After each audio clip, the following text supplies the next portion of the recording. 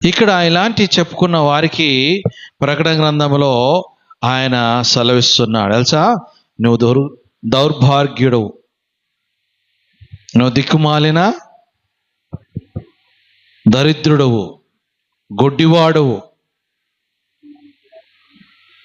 హల్లెలూయా. ఈయన చెప్పుకుంటున్నాడు, కానీ దేవుడు అంటున్నాడు, నువ్వు ఎలాంటి వ్యక్తి? దౌర్భాగ్యుడు. నిజంగా నువ్వు ధనాభివృద్ధి చేసుకున్నావు, నాకేమీ కొదవలేదని నువ్వు చెప్పుకుంటున్నావు, నేను ఇతరులకు ఇస్తున్నానని నువ్వు తృణీకరిస్తున్నావు. నీ ప్రార్థనలో ఏమీ తృప్తి? ప్రార్థనలో ఏమైనా తృప్తి ఉందా దేవునికి?